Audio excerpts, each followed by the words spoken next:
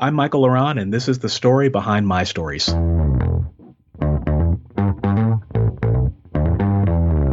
You're listening to the Author Stories Podcast, bringing you the story behind the stories and the storytellers. Margaret White, Terry Brooks, Sheena Kamal, Matthew Quick, J.T. Ellison, Walt D. Williams, Brad Ford, Corey, Dr. O, Brandon Sanderson, Robin Hahn, Ernest Klein, Jim Butcher, Sherwin Harris. Visit hankgarner.com for archives of all the shows. Today's guest is Michael Ronn. Thanks for tuning into Author Stories. I really appreciate you listening. If you go to hankgarner.com, you can go through all of the archives, more than 300 shows, author interviews with the very best people in publishing today. On the right-hand sidebar, there's places where you can subscribe for just about every platform that you could possibly listen to the show on. I'd like to thank some sponsors today for their faithful support and for enabling us to bring you quality content like we do. Crystal Watanabe from Pico's House is one of the best editors I've ever met and whose work I really admire. She offers developmental editing, line editing, and beta reading. She's currently booking for May, so go ahead and send her a message now to get your project scheduled with her. She has 4 proofreaders on staff, so she can accommodate authors with much shorter lead time than some other editors do. She's a new affiliate member of the SFWA, and she comes recommended by best-selling authors such as Hugh Howey and Samuel Peralta. Most of her experiences with science fiction, speculative fiction, and middle-grade fantasy, but she really enjoys editing all genres and can really make your project shine. If you will mention Author Stories when booking your editing services, you can receive a $75 discount on manuscripts over 60,000 in length, or a $25 discount on short stories. Pico's House, Pikkoshouse. Please tell Crystal that you heard about it on Author Stories. Also, the Debt Collector series by Chuck Buda. Debt is a death sentence. Michael Wright lives the American dream. He works hard every day but still lives paycheck to paycheck. The bills keep piling up, and now his 10-year-old daughter requires surgery to save her life. Michael is in a race against time to find money, but how far is he willing to go? Is he prepared to do whatever it takes? Can he defeat a menacing evil that stands in his way? The Debt Collector series is a gripping tale of psychological horror, raising questions about our modern lifestyles and the terrifying possibilities that hit too close to home. One reader described it as if serial killers and Wall Street made friends. Pay up and die, delinquent, bankrupt. The Debt Collector series is available in paperback and ebook formats exclusively from Amazon, or free through Amazon Kindle Unlimited. Walk Beside Me by Christine Handy. Willow Adair has a picture-perfect life, or so it seems. A stunning model turned wife and mother, she lives in a beautiful home with her husband and 2 kids in historic Bexley, one of the wealthiest neighborhoods in Columbus, Ohio. On the outside, she has everything. On the inside, she struggles with issues of self-worth. Spurned by her neglectful husband and hated by her rebellious teen daughter, Willow never feels she is good enough. She fears everyone she loves will leave. Walk Beside Me is the story of a woman who peels away the layers to find her inner warrior, a woman who faces insurmountable odds and, thanks to her earthly angels, learns to treasure the gift of God's infinite light and love. Walk Beside Me by Christine Handy. Thank you to all of our sponsors for making the show possible. If you would like to sponsor the show, please go to hankgarner.com, and there's a link in the top menu bar where you can do that. At the end of the show, if you'll stick around, we're going to have an audiobook clip from Richard Gleaves, the Jason Crane series. Well, thanks for joining me again for the Author Stories Podcast, where I bring you the story behind the stories and the storytellers. Today, I'm really excited to have Michael Ronn on the show with me. Michael is, we were just chatting before we started recording, one of these folks that I've been Facebook friends with for quite a while. We have a ton of mutual friends, and I've admired his work from afar for a while. And last week, I decided to reach out to him and see if we could record together. And so I'm super excited to have you today, Michael. Thanks for coming on. Thanks, Hank. I'm super excited to be here, so thanks for having me. Well, Michael, we begin each show with the same question, and that question is, what is your first memory of wanting to be a writer or storyteller? Okay, I love that question. So I have two memories. So I don't know if you've had a guess that has two memories here. So Share as many as you want. all right. So my first memory is I played a lot of video games as a kid. So I loved, I grew up with Super Nintendo, and it was my absolute just, I pretty much worshiped my Super Nintendo as a kid. And I remember having all my Super Nintendo games in a circle around me. And I wanted to create a fighting game that had Speedy Gonzales, the Teenage Mutant Ninja Turtles, Mega Man X, the regular Mega Man, the classic Mega Man, and the Looney Tunes. I don't know why, but I just wanted to create a fighting game that had all of them on it. And so I started designing like the level stages, and I started writing the little stories of, Speedy Gonzales versus Mega Man and all the smack talk that they would make. And I was probably 6 years old, and I just remember that so vividly because I remember like stacks and stacks of construction paper. So I wrote my parents out of house and home, basically. So that was my first memory of wanting to be a writer, and it was through video games. And then my second memory of when I really knew I wanted to do this forever was when I was in high school. So, you always have these horrible high school assignments where you have to do 5-paragraph essays, and, it's just like you just want to gouge out your eyeballs.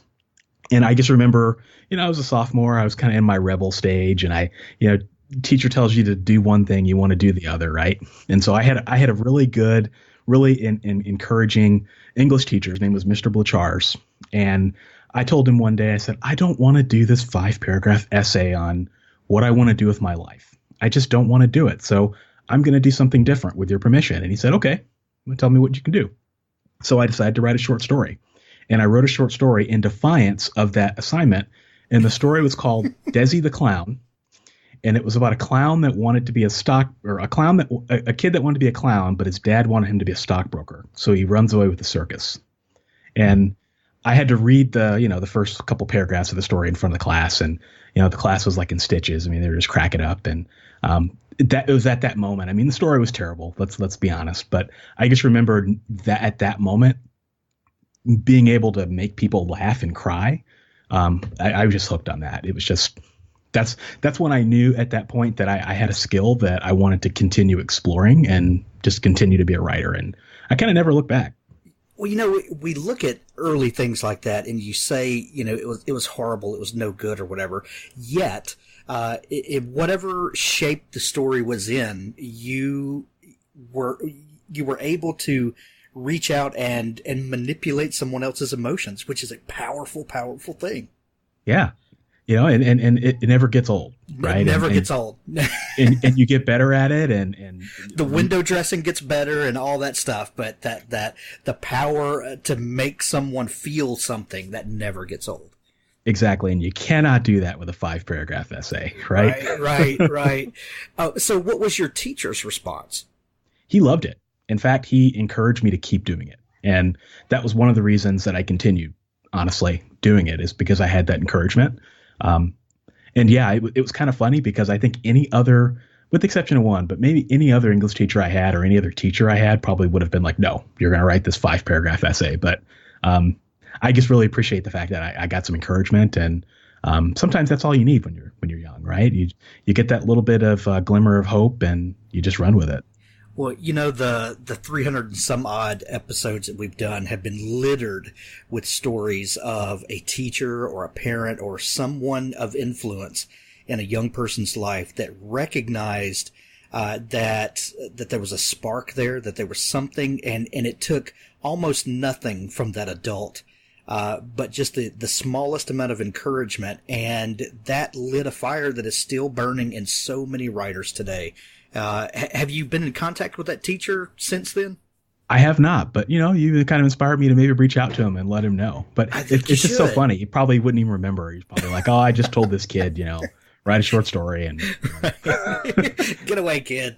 Exactly, get away. I don't want to have to deal with this rebel sophomore. Yeah, it's one less paper I have to grade like all the others. Yeah, I love it. So, what did you decide to do? You said that you wanted to be a writer from then on, but that is not the only path that you have pursued, like career-wise. What did you decide to do, as your moneymaker? As my moneymaker. Okay, so I think we'll be here about 6 hours. I think if you looked at my career, like big picture, right, of my entire life, I think the path that I've taken would be like the equivalent of Route 66, right? Yeah. So a lot of people, they know what they want to do right when they first start, when they get in high school or when they're young, and they just go after it, right?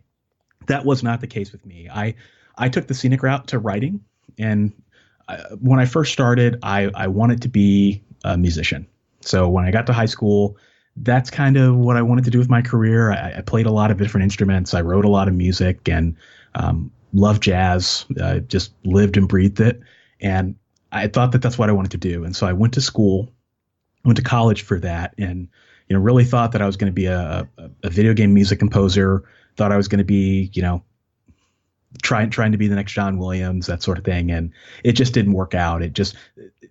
The environment and the skills that were required, I really had a wake-up call and really realized that this was not something that I could do, grind day in and day out for my whole life. And so writing had always been there for me, like in high school, and I had written off and on throughout, school, and I'd loved it, but I never really thought it would be a moneymaker per se. Right. Self-publishing wasn't a thing back then. It was all vanity presses, and traditional publishers definitely intimidated me. So it was never really a viable option. I just kind of did it for fun, did poetry readings and, things like that. And I decided to jump to be an English major in college, and really started to see some glimmers of hope on the traditional publishing side, even though it never happened. Started off writing some poetry and enjoyed that. And I swore to a friend that I would never, ever write a short story. I just didn't know how anyone could do it. It was just the most intimidating thing I could ever imagine. And so a friend told me, no, dude, stop BSing yourself. Just sit down and write that out. And so I did it. And then I swore I would never write a novel. I just could not believe how anyone could do that, which is mind-boggling to me. It was like the equivalent of doing algebra. I just couldn't get on board with it. And so my friend told me, no, you need to try to write a novel. And so slowly but surely I progressed. But while I was having this progression in self-publishing and into the author that I am now, I actually took a job in the insurance industry. So my majored in English and Spanish in college. So I'm fluent Spanish, and got a job as a bilingual claims adjuster. Paid the bills, right? And so I had a pretty satisfying and successful career in the industry, and learned to write in the life, writing, on breaks and writing at night, waking up really early in the morning to write. And so I'm actually still in the insurance industry right now, and it's been very good to me. But the writing is definitely the true passion.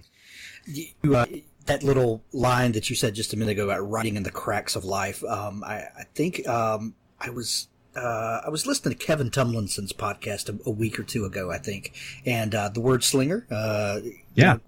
Kevin, big friend of the show, love Kevin, and you said that line in his show, and man, it hit me like a thunderbolt, like just really, redeeming time that you have, and just that resonated so deeply with me, and because, I do this podcast, and, we're doing like 5 episodes a week now, and there's and then in writing and publishing, and everything involved in the business of writing that is not writing, is kind of astounding. When you think about people that write, and you think about all of the things that you have to do that are not writing, there are so many time stealers out there, but just looking for the cracks where you can pull your phone out, and that's what you guys were talking about, was that, Kevin was amazed that you had been writing on your phone, and he had tried it, and I tried it, and it was amazing. It was so freeing. So when did you kind of come on that realization that, you've got this successful career in insurance, and I'm sure that you still play music some. I don't know, but you've got a family. I know you've got a beautiful wife and daughter. And when did you realize that if you didn't start finding the cracks in life, that it just wasn't going to get done? Oh, I love that question. And before I proceed, I should tell you that I picked up that phrase, cracks of life, from my friend Ryan J. Pelton, who runs the Prolific Writer podcast. So if anyone hasn't heard that, go check that out, because he talks about a lot of the same stuff that you guys talk about on this show. Gotcha. So I got that from him. And making a note right now. Exactly. And when he told me that phrase, that resonated with me. And so I adopted it. Heck yeah. And so it's like spreading like wildfire. But I realized very early on in my writing career that if I didn't figure something out, I was not going to be able to continue. So when I first started writing seriously in about 2013, I just gotten married and was taking on some additional responsibilities at work, and was finding that I was in front of my laptop maybe 2 hours a day. And that was the only time I could write, because at work, I just can't take my personal laptop to work and write on my lunch breaks as much as I would love to do that. It's awfully inconvenient and a little clunky, and just didn't really, it just never really felt right to me. And I really didn't know that writing on your phone could be a viable option. And so, just did the best could. But I just kept in the back of my head worrying that, if something crazy happens in my life, or if I take a different job, or, just things happen in life, that if I can't wake up at 5 o'clock in the morning or stay up until 11 o'clock at night, then I'm not going to get any words done. And there's a good period between 2013 and 2016 when I adopted writing on my phone where I didn't get any words done. And I started off with dictation, and that didn't really quite work for me. And I like it. It's a great tool, but you still have to be at your computer, right? And the idea of writing on the phone came up. I remember finding Ulysses. That was the writing app that's currently hot on the market right now. I remember seeing that, and at first I had a kind of reaction. I was like, well, I could never write on my phone. That's just really weird. And one of the things that I've always lived by as a writer and just as a person is, if something makes you feel uncomfortable when you first see it or hear it, that means you probably need to give it a try.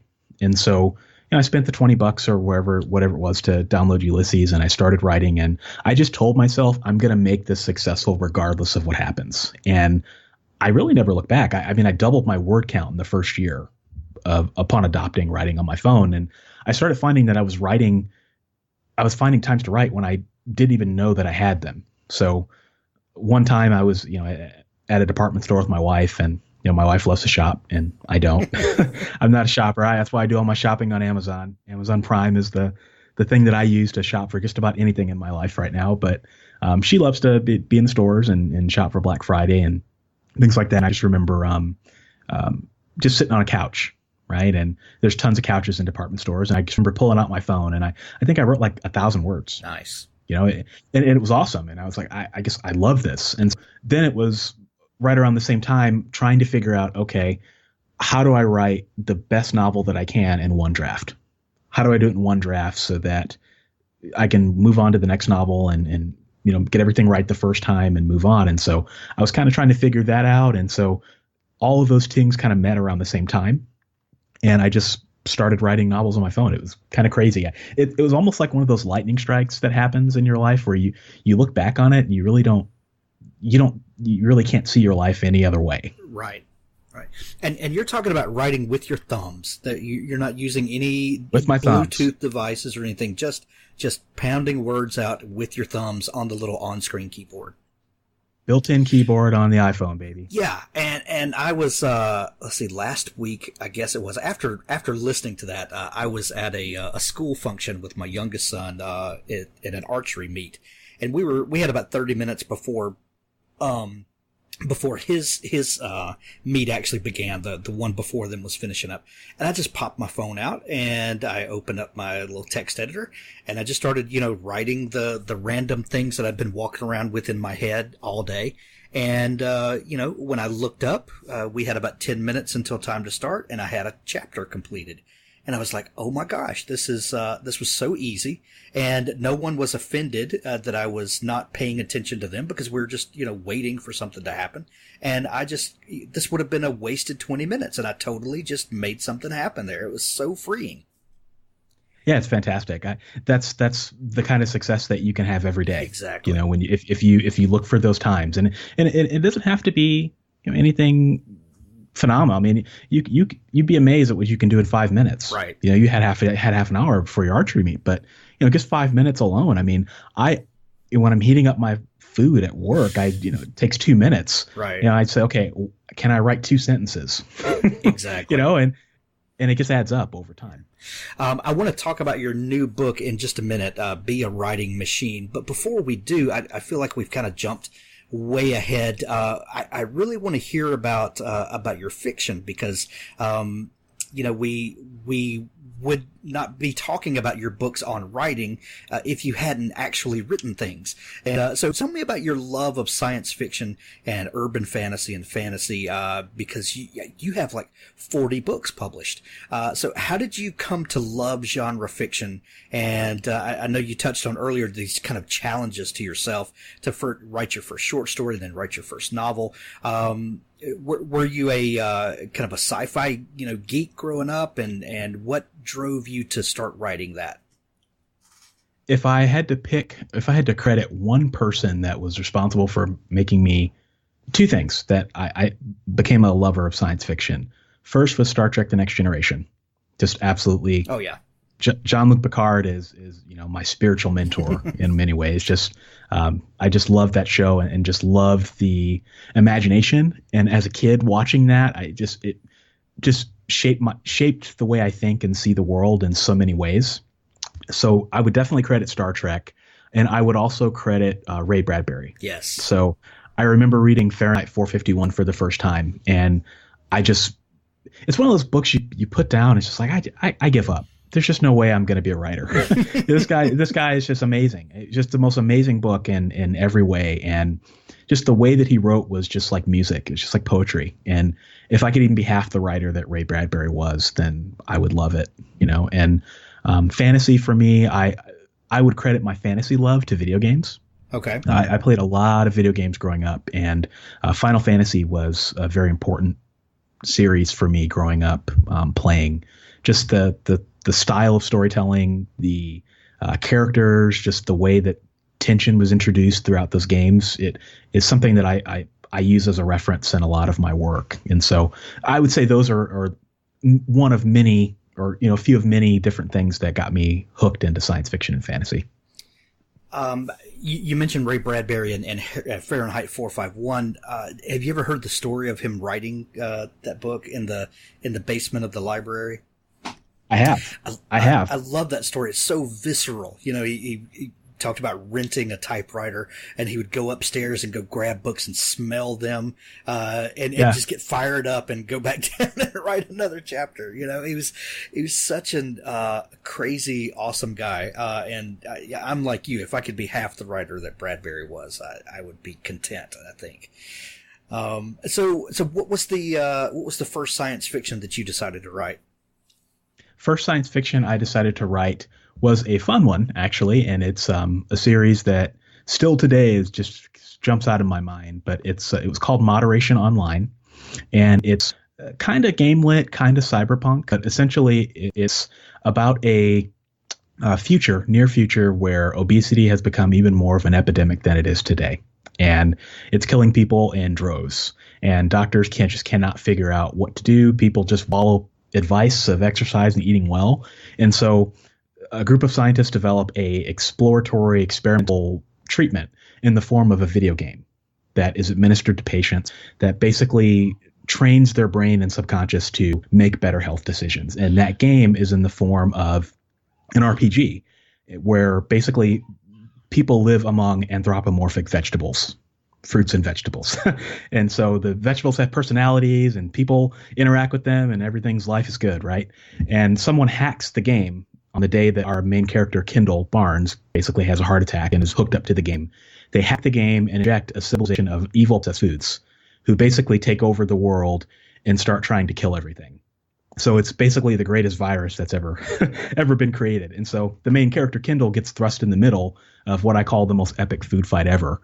And so it's like I said, part cyberpunk, part game lit, and it's about just the choices we make in life and how just a few bad decisions can lead to a lifetime of pain. And it's very much inspired by Final Fantasy, and sounds a little silly, but it's actually quite serious. Love it. I love it. I'm gonna pick up a copy of that today.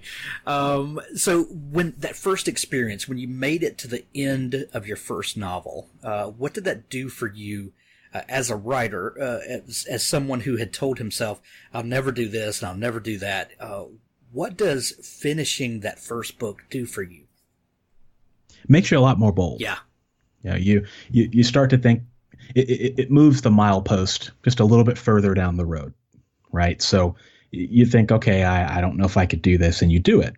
And then you start thinking, okay, well, if I can do that, what can I do next? And so for me, it's just very much just taking the next step. And I'm always trying to push the envelope of what I'm doing. So for me as a writer, I have to live on the edge of, deep end and shallow. So, if it's not something that could sound, I always say that for me, I know that I'm writing a story that I need to be writing. If when I explain it, it sounds really cool to me, but has the potential to sound absolutely crazy to somebody else. So, a group of terrorist vegetables trying to take down an empire of processed foods, it sounds absolutely nuts, right? I will own that and admit it, but that's the kind of story I want to tell because it's how I see the world, and it's how the stories that I just feel like I need to be telling. And so if I'm not stretching myself as a writer, then what's the point of doing it, right? Right, exactly. Tell me about your modern necromancy series. Yeah, that's a series that I co-wrote with my friend Justin Sloan. Yeah, never heard of and No. Everybody's heard of Justin. He's all over the interwebs, right?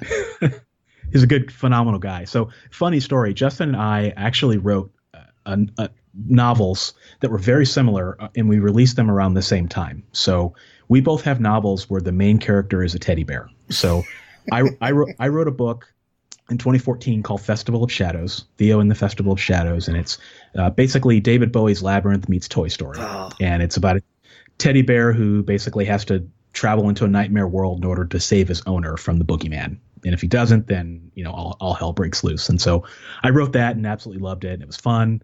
And so right around the same time, Justin wrote a book called Monsters in I think, Toyland, or Teddy Bear in Monsterland. And it's basically both of our covers have these kick-ass teddy bears on there on the front cover. And just we had the same audiences. And so we met and we thought it was really funny, right? Like, how can two people come up with like an idea so random as that? And so we started talking, and so we started talking about the idea of doing a collaboration in both of our teddy bear worlds, right? And that didn't quite work out. His world didn't quite mesh with mine, and so we had this idea that Justin had in his back pocket for a little while of a necromancer. So just a street magician whose fiance dies in a tragic suicide, and he tries to bring her back, and he reverts to dark magic. He loves her and misses her so much that he would do anything to have her back. And he goes on a dangerous expedition with a doctor who promises that he can bring her back from the afterlife. And lo and behold, he's got some pretty dangerous ambitions himself. And so it becomes a thriller chase around the world to not only bring his fiance back, but also to save the world. And so that was a really fun collaboration that we did together. Are you a big fan of urban fantasy? Do you love to read urban fantasy? I love it. Yeah. It's phenomenal. It definitely has kind of a Dresden Files kind of feel to it. Which I guess a lot of urban fantasy, we draw from those tropes a lot. But I love urban fantasy because I like to think that there's kind of more to the world going on than we can see. And urban fantasy is a great vehicle to explore some of those themes. And, because, the world is a weird place. And, so we should get to enjoy that literally sometimes. And it's fun to see it through the eyes of someone who has powers or abilities that we could never have in our own lives. Exactly. And that's one of the things I love about, Jim Butcher and Dresden. Yeah. And even Buffy the Vampire Slayer, it's just fun. It is, absolutely. What happened to you in 2012 that changed your life? 2012. So that was an incredible year for me for a number of reasons. So my wife and I went out on a nice dinner, and everything was nice, and had a really nice time. And that night I fell ill with what was food poisoning at the time, and went to the hospital, and they treated me for the food poisoning. And while I was at the hospital, I actually caught an infection. Oh my gosh! That was at the hospital, and then lo and behold, I'll spare you guys the grisly details, but I was in the hospital for a month. Whoa! And I was in the hospital for an entire month, with, a fever the entire time. So I was doped up on morphine, was having all kinds of crazy hallucinations, which the Moderation Online series I told you about, the food with the vegetables, that actually was inspired by the drugs that I was on in the hospital. So wow. If you think I'm a little crazy, I really did conceive that story on drugs. But I really spent a month doped up on morphine staring at the wall. And at that point in my life, I was working in insurance. I was working dead end adjuster jobs. They're okay, but it wasn't what I wanted to do with my whole life. And up until that time, I'd written some stuff, some short stories here and there, some poetry, and I'd never been published, got about 1,000 rejections at that point. And I just had these visions of myself being a writer, and I don't know where they came from, but I visualized myself as a writer, and it just made me really happy. And I swore on that hospital bed that I was going to do it, that I was going to jump into it. And right around that time is when I found Jonah Penn, the Creative Penn podcast. Nice. And it seems like it was fate. Right. Yeah. And I just jumped into it, and I said I was going to self-publish. I was going to take my life into my own hands. And I had nothing to be afraid of, because the week I got released from the hospital, there was an article in the USA Today about this particular strand of bacteria that I had, and how it was actually killing people all over the country. And so you think about that, and it's just, you have that near-death experience, and you have that thing that just makes you really rethink your life. Yeah. And I knew from that point, I'm just going to be bold. I'm going to be fearless. I'm going to write the stories that move me, and I'm just going to mold the universe around me and do what I have to do to be successful. I love it. Your work is very hopeful in the kind of the tone and outlook. You write science fiction and fantasy that makes you feel good to read it. Is that a conscious thing on your part, or does that just kind of bubble out of who Michael is? That's who I am. I'm not a doom and gloom science fiction and fantasy kind of guy. It's hard to be a Star Trek fan and be pessimistic. That's very true. If Star Trek is part of the fabric of who you are, unless you're like a Deep Space Nine, if you were, a different story. But I love Deep Space Nine. But I'm hopelessly optimistic, and so my fiction is hopelessly optimistic, even when it's dark. I just think that I always think the best of human nature. I think that regardless of, what people are going through, I think that everybody on their own level is doing the best they can. Yeah. And so, I've always tried to emphasize that with my protagonists and also with my villains. And fiction should be a reflection of how you see the world, right? It should be. And you're attracting people that see the world the same way you do. And my readers have really resonated with that, and I appreciate you calling that out. Well, not only a reflection of how you see the world, but of how you would like to see the world as well. Amen. Yep. Because we can turn the news on any day and just be inundated with how much we all hate each other. And then, you turn that off and you just have the feeling like the world is imploding and we're on the verge of just ripping each other to shreds any moment. And then you start to realize, the world's not exactly like that. Maybe that's the way some people would have us view the world, but it's not really like that. And if someone buys one of my books, I don't want them to have a regurgitation of what they can get on the news. I want them to be able to turn the world off for a little bit, see how I see the world, see how I would like to see the world, and maybe, just maybe, they get a kernel of something in my writing that they can take into their world with them tomorrow, and maybe we can make the world we want to live in. And we don't all see the world the same way, right? And so the differences of where we overlap, that's why books make us better people. Yes. Because they expand our minds, they help us see what we could not have seen in our own skin and in our own eyes. And so I love that you said that, because I write the world that I would like to live in. Yeah, for sure. So tell me about the Magic Tracker series. The covers on these books are phenomenal. I love what you're doing there. Where did the story come from? And tell us about this great protagonist that you have. Sorry, I've got my 3-year-old in the background, and we want to cut that audio out. It's all good. It's all good. That's real life. Yep. So the Magic Tracker series was, I always try to do something different with every series that I do. And I wanted to write a very traditional urban fantasy series, just something that readers would find very familiar, but use a character that had a very unique skill. And so I wrote a short story a few years ago about a character that could control dreams.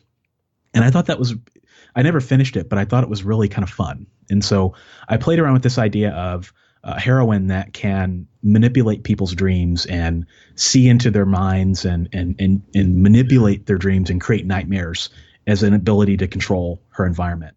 And she's practically a goddess when she's in someone's dream. There's no limit to what she can do. But once she leaves the dream, she's basically a regular person. And so I thought that would be kind of fun. And it's very Dresden-esque. I mean, there's 3 books in the series. Each one is its own storyline, but it's basically about a woman and her 2 cousins who have a business where they're interpreting dreams. So if you have a problem, you go to, Aisha, who's my protagonist, and she can jump into your dreams, try to tell you what's wrong and give you some tips on how to fix it. Well, of course, as always, demons show up in people's dreams. And so there are demons who have the ability to basically eat people's dreams from the inside out. And so her job is to protect people from these horrible demons. But her ex-fiance, who was a demon hunter and passed away several years ago, turns out when he passed away, he became the king of the demons. And so the story is about her.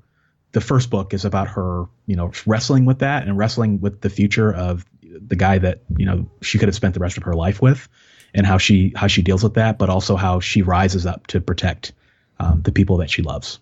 Amazing. They look phenomenal. I've added them to my TBR list, which keeps growing the more we keep talking. So, you mentioned earlier that your real goal that you were working toward is being able to really write a clean first draft, and to be able to one draft a book and move on to the next thing. Did you meet that goal? And if so, what are some of the things you've learned about your writing process that helps you to write cleanly the way that you do?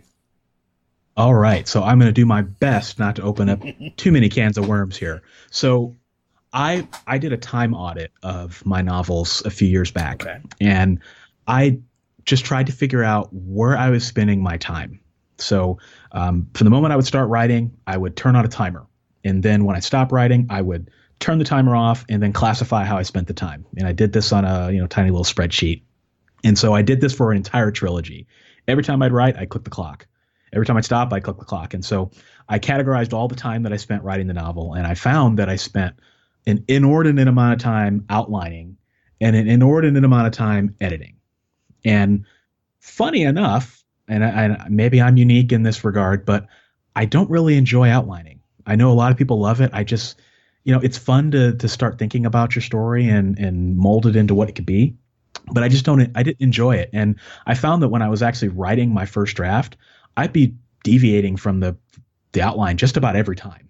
I honestly, if you looked at a lot of my early outlines, maybe 30% correct of what the novel actually ended up being. And so I thought, well, if I'm veering away from the outline every time, why am I doing it? Why am I wasting my time with it? And so I decided to stop outlining, and I turned from a pure neurotic plotter into a kind of a reluctant pantser, and I just tried it. Like I said, I made myself very uncomfortable. It was like having a handicap, and I did it. I just stopped outlining, and it was a little tough at first, but it worked. And so I found out that I didn't need it. And so then I realized, okay, I'm spending like 15 drafts on my novel.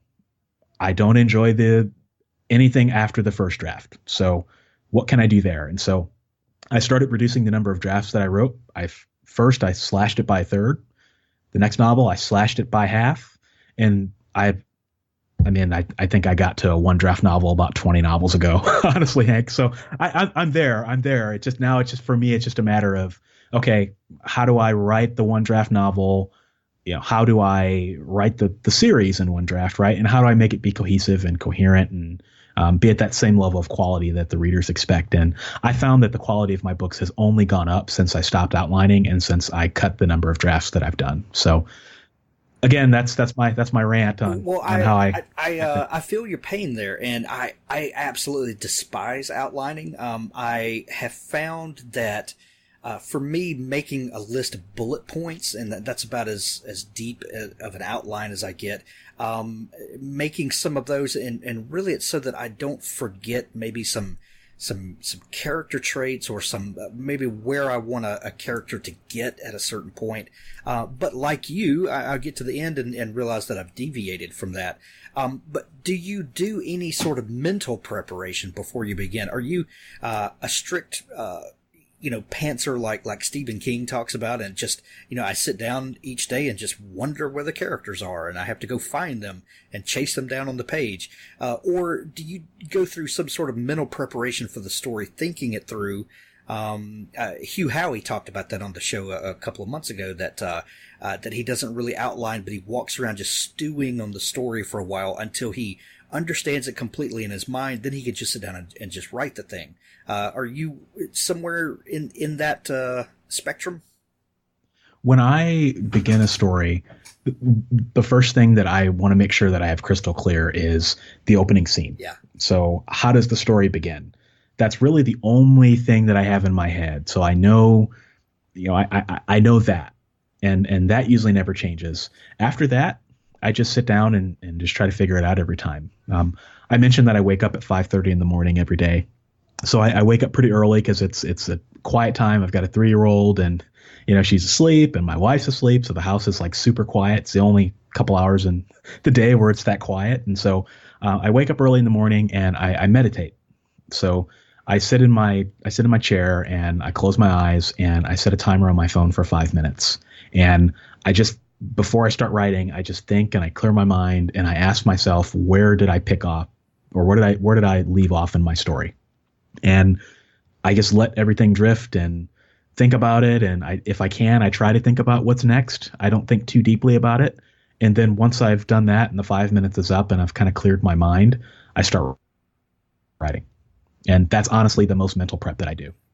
Aside from, visions that come to me in the shower. Right. I think the patron saint of writers is the muse in the shower. It seems like everybody has that in common. Right. But other than that, and drives home from work, that sort of thing, I really don't think too much about what's going to happen next. I just kind of go with the flow. I had someone on the show a while back. I can't remember who it was. It'll come to me when I'm in the shower, probably. But they said that they have a waterproof pad in the shower with like a crayon that they can write when those things come. So they all lose them in the shower. So that's somebody that takes their inspiration seriously. Yes. Well, that's someone that has lost the inspiration when they got out of the shower one too many times. Yeah. Very true. So when you get up early in the morning and you meditate, you have that quiet time to settle yourself down and get in touch with your creative side. Are you writing on your phone there, even in the comfort of your own home? Generally, no. I actually write on my laptop when I'm home. And the reason I do that is because I do write faster on my laptop. So I write more on my phone and I write in smaller bursts, but I generally write faster on my laptop and can get more words in. Yeah. And so that's just a time where I know that I can get a good solid chunk of writing in before I go to work. So yeah, most of it's on my phone, and every once in a while I'll dictate, but yeah, I usually just write on my laptop.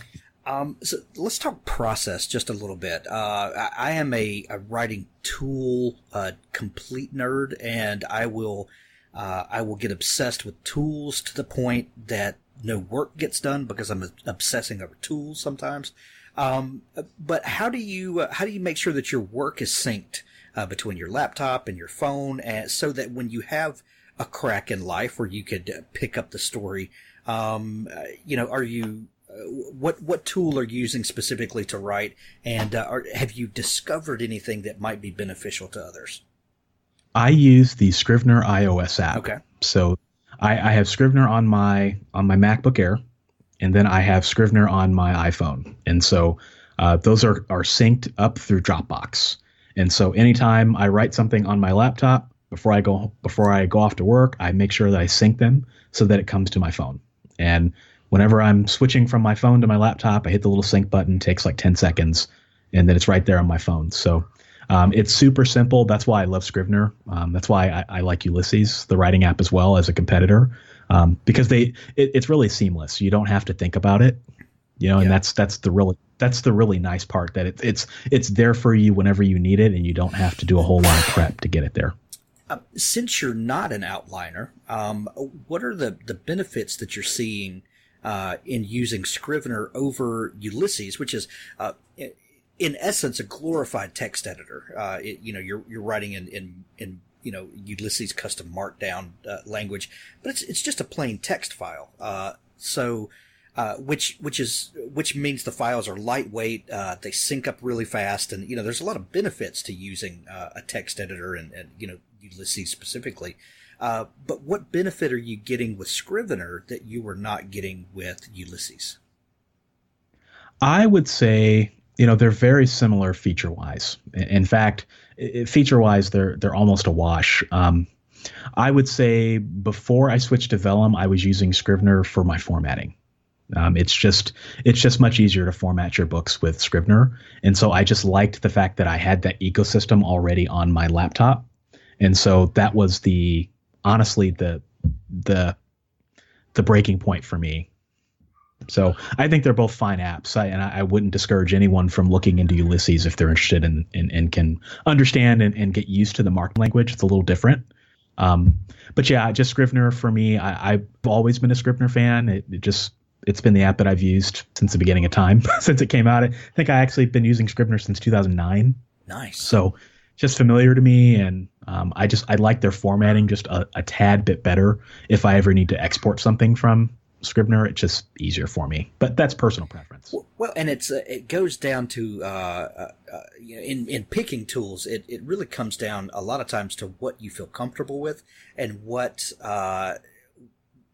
when you can stop obsessing over the tool and just do the work.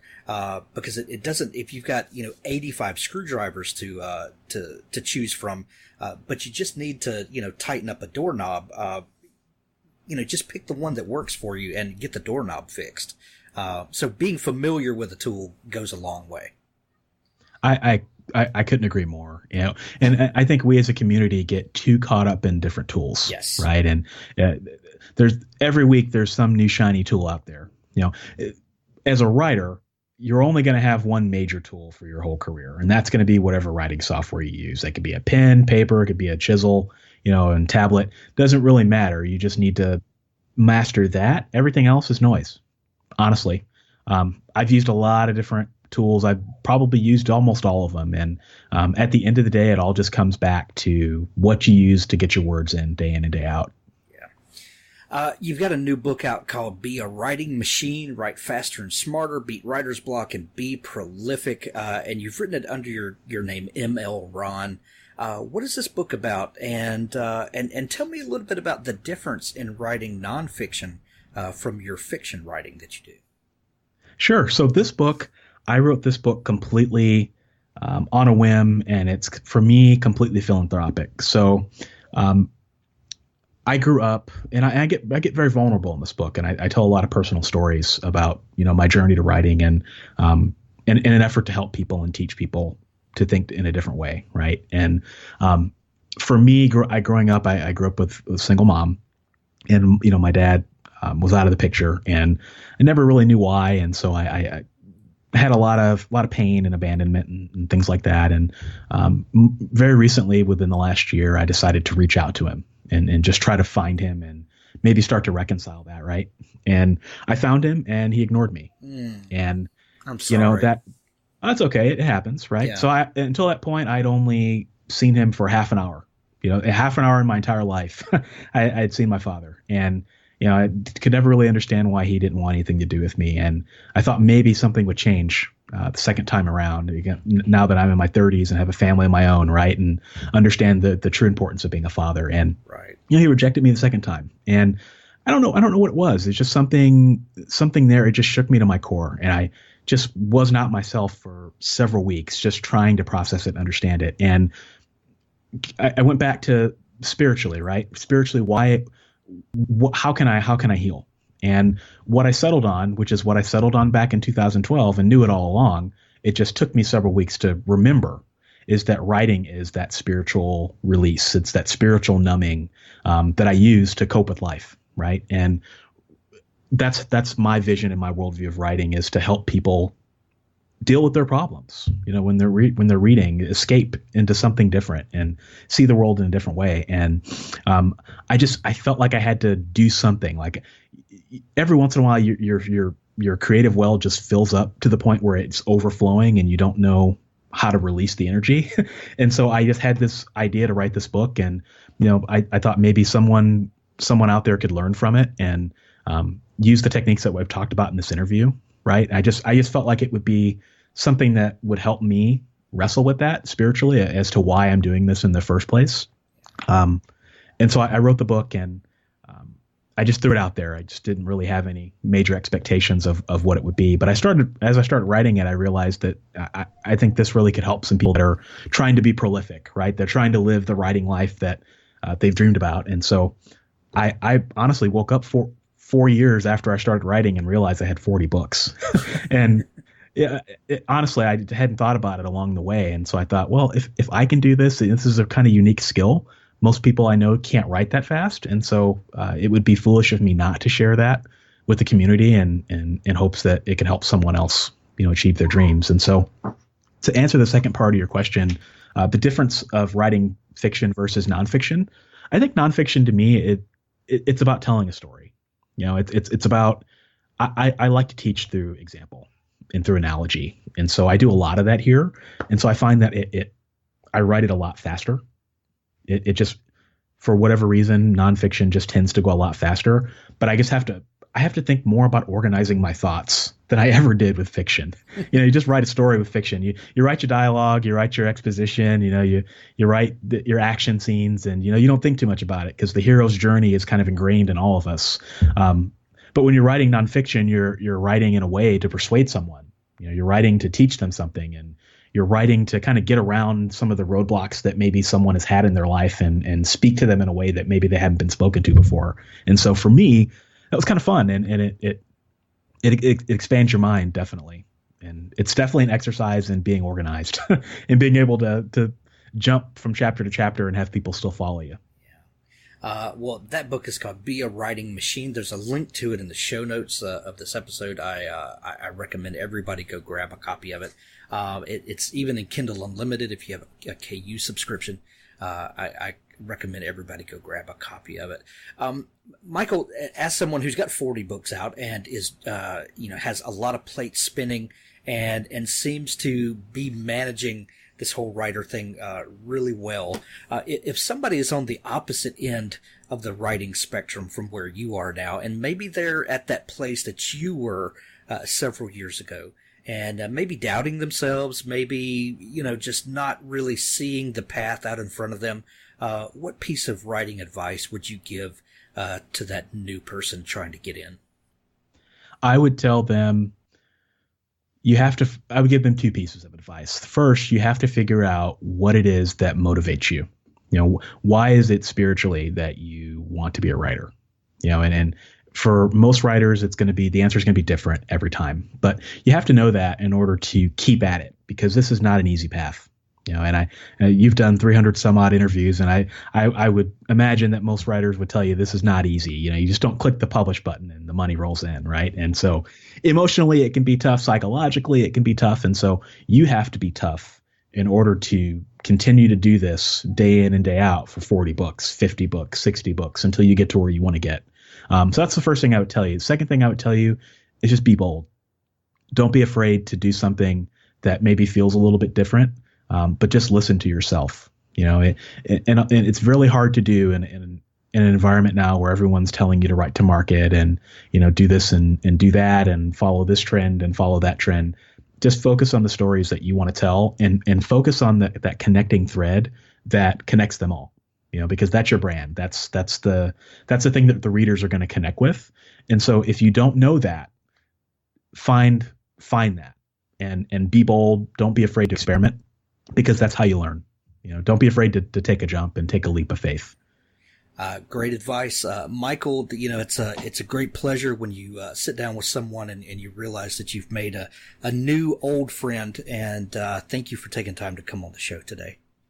It's been my pleasure, Hank. Thanks for having me. Where can everybody find you? I forgot to ask you where, if people want to find all of your work and everything, do you have a central website where they can connect with you? Yes, if you'd like to learn about any of the books that I've talked about in this show, or check out my book, Be a Writing Machine, you can find me and all the links that I have on www.michaelleronn.com. And that's 2 N's on Leronn. Yes, 2 N's. So MICHAELLARONN.com. Excellent. Michael, thank you so much for taking time to come on the show. Thanks for having me, Hank. Thanks for listening to the Author Stories podcast. For more great author interviews like this one, go to hankgarner.com and dig through the archives. There's something there I know you'll love. Now stay tuned for a special audio clip from Richard Gleaves' The Jason Crane series. Behold! The shout broke the Sabbath stillness of the forest. A squirrel paused on the side of an oak, attentive, its tail curling like a question mark. Below its perch, a young man with auburn hair straddled the ruts of the aqueduct trail and raised his arms as if to part the Red Sea. Behold, good people of Sleepy Hollow! I bring you proof! Incontrovertible proof! He gestured to the lumpy pile of horse shit at his feet. That the headless horseman doth truly exist! The squirrel shook its head. It turned tail and disappeared into the sway of branches, leaving Jason alone with his work. Jason knelt and fished a trash bag from the back pocket of his jeans. His hands moved quickly, mechanically. He inverted the bag and covered the chunks, trying to gather them all at once, but half went rolling and he had to corral them with a twig. He knotted the bag, jumped to his feet, and pressed his nose to his elbow. Ugh, why does horse shit smell so bad? It started off as grass. How can mere grass go so terribly wrong? He checked his work gloves. Both were clean. Good. He hated to have his hands exposed. His gift had become so damn sensitive ever since Halloween. And what psychic visions might a man get from touching horse shit? Better not to know. He waved the air, gathered his gear, and walked on. He swung the bag of manure as he walked, stopping now and then to spear a fast food wrapper or the shed skin of a drinking straw. Naked branches crossed overhead, stripped of all but the most determined, doomed leaves. Underfoot, the October carpet of orange and rust had faded into the browns and squalid yellows of late November. Jason himself was the most colorful thing in the woods. The Department of Sanitation had issued him a bib of fluorescent Gatorade orange, standard uniform for a juvenile offender. The bib read, "Community Payback," across the shoulders.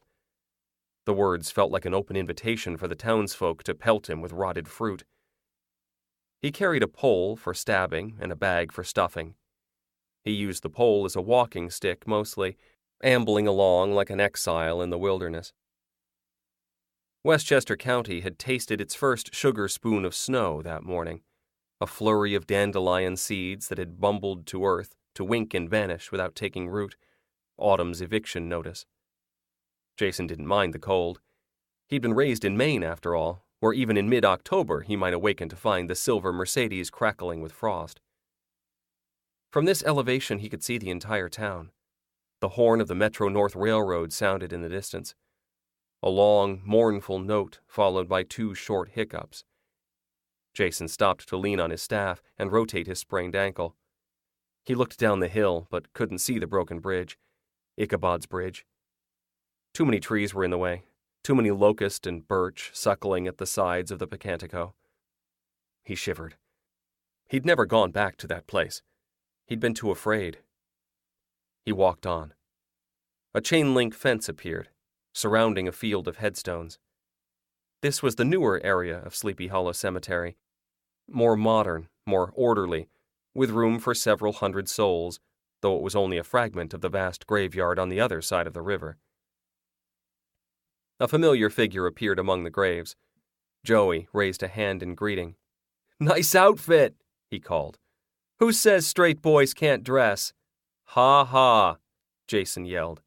Get in before dark. He waved and walked on.